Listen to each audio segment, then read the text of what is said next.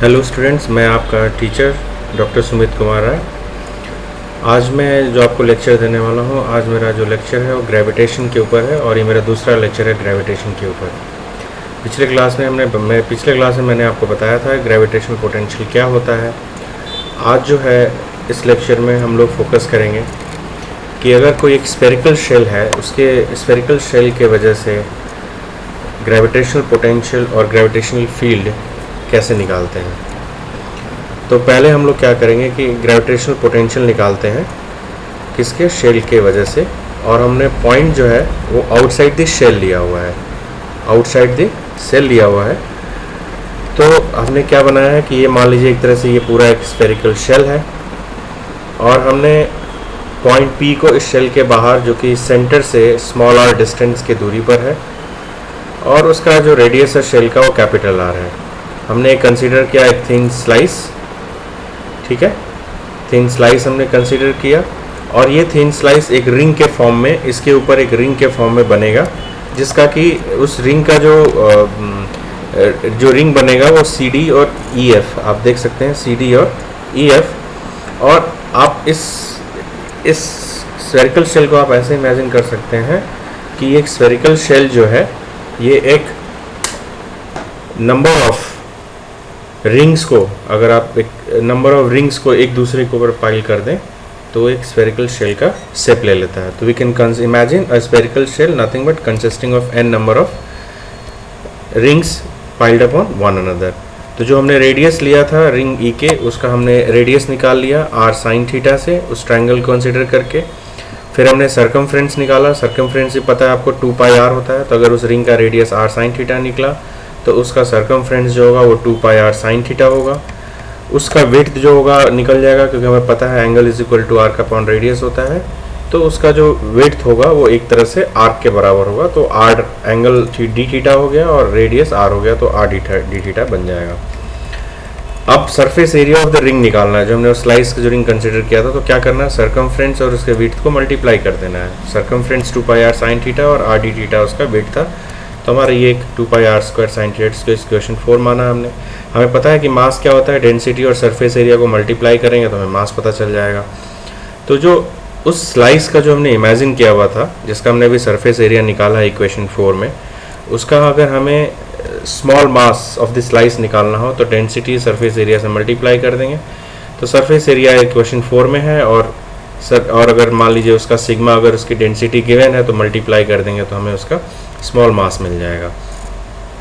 अब एक चीज़ और है कि उस रिंग पे जो भी पॉइंट होगा, ये आपको जो पॉइंट लिया है हमने उस रिंग पे, वो सारे जो पॉइंट्स होंगे उस रिंग पे, उस पॉइंट पी से डिस्टेंस एक्स पे होंगे। हमने पिछले क्लास में ये डिस्कस किया था कि कोई भी पोटेंशियल जब हमें निकालते हैं तो पोटेंशियल क्या कहता है, u बराबर पोटेंशियल, जो स्मॉल पोटेंशियल जो निकलता है वो क्या होता है, minus M G by R, यानी कि मास ऑफ द स्लाइस या mass of the body into G divide by the distance. हमने वही किया कि पूरे इक्वेशंस को मिलाकर हमने क्या कहा कि जो डी निकलेगा वो mass of the slice divide by x, क्योंकि एक्स उसका डिस्टेंस है स्लाइस का, तो minus d m by x into g रहेगा। तो उसके चलते इक्वेशन हमने पोटेंशियल निकल जाएगा। और उस फिगर में आप देखेंगे तो वहाँ पर एक ट्रायंगल ओ ई पी होगा, उस ट्रायंगल को हमने सॉल्व करेंगे तो कोसाइन फार्मूला की वजह से हमारा एक इक्वेशन निकलेगा। नाउ इक्वेशन 7 को जब डिफरेंशिएट करेंगे विद रिस्पेक्ट टू थीटा, तो आर और स्मॉल आर कांस्टेंट है, तो ये हो जाएगा 2x dx थीटा, ये 0, और यहाँ से सिर्फ cos थीटा का डिफरेंशिएशन कंट्रीब्यूट करेगा। और आपको पता है कि cos थीटा का डिफरेंशिएशन थीटा के रिस्पेक्ट में minus sine theta D theta होता है, तो माइनस और माइनस प्लस हो जाएगा।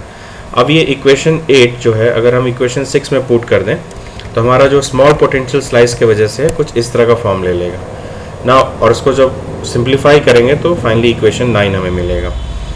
अब एक चीज़ ध्यान देना होगा कि जो स्लाइस के जो रिंग्स बने हुए हैं ए और बी के बीच में, either side of the centre, आप इसको फिगर को बार बार देखिएगा तो समझ में आ जाएगा।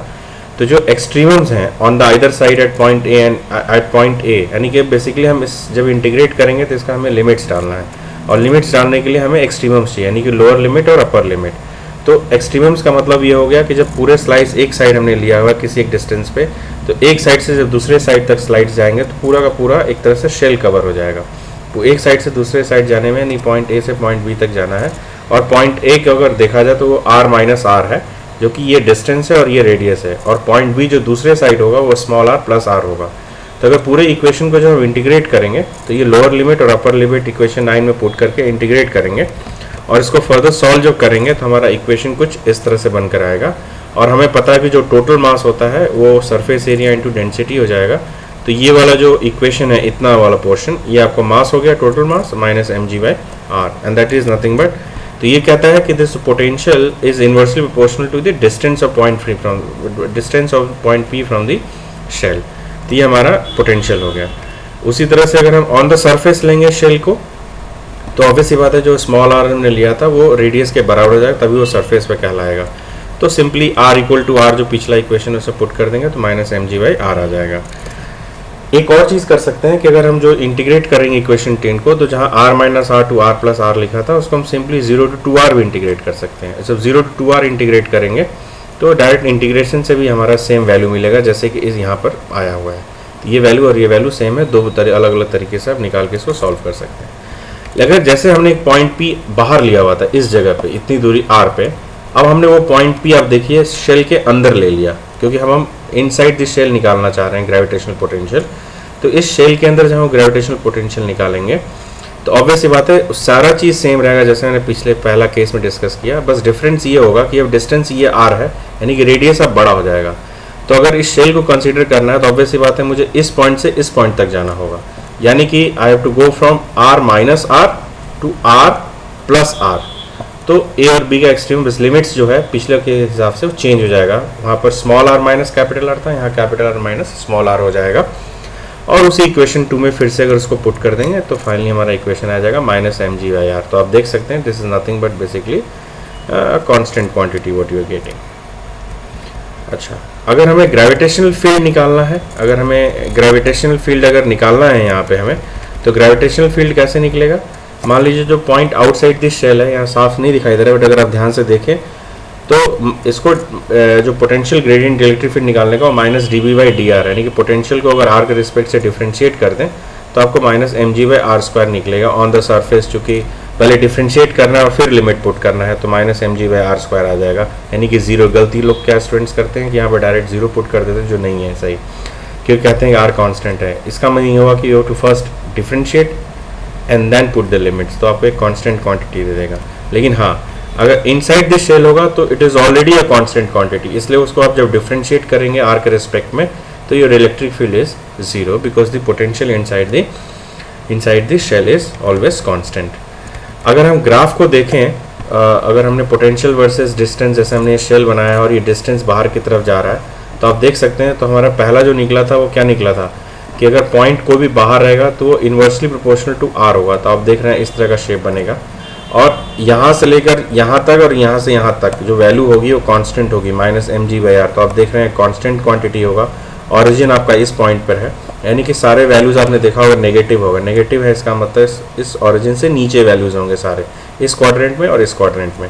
ठीक उसी तरह से जैसा जिस तरह का बिहेवियर और शेप इस तरह का इस साइड होगा शेल के, ठीक एग्जैक्टली उसी तरह से शेल के दूसरे साइड होगा। अगर आप इलेक्ट्रिक फील्ड का ग्राफ देखें तो इलेक्ट्रिक फील्ड में क्या हमने देखा कि जो जहाँ पर कांस्टेंट क्वांटिटी है अंदर की तरफ, वहाँ इलेक्ट्रिक फील्ड जीरो हो जाएगा। फिर सडनली सरफेस पे कांस्टेंट क्वांटिटी आ जाता है जो ये लेवल है, और उसके बाद देन अगेन वो माइनस ई जो है 1/r² की तरह वैरी करता है, तो ये इस तरह से फॉल करेगा। और एग्जैक्टली सेम जो नेचर इधर दिखाएगा वही सेंटर के दूसरे साइड शेल की तरफ दिखाएगा। जो नेक्स्ट हम लोग बात करेंगे वो सॉलिड स्फीयर का ग्रेविटेशनल पोटेंशियल निकालने की बात करेंगे, वो मेरा थर्ड लेक्चर होगा ग्रेविटेशन के ऊपर। Thank you.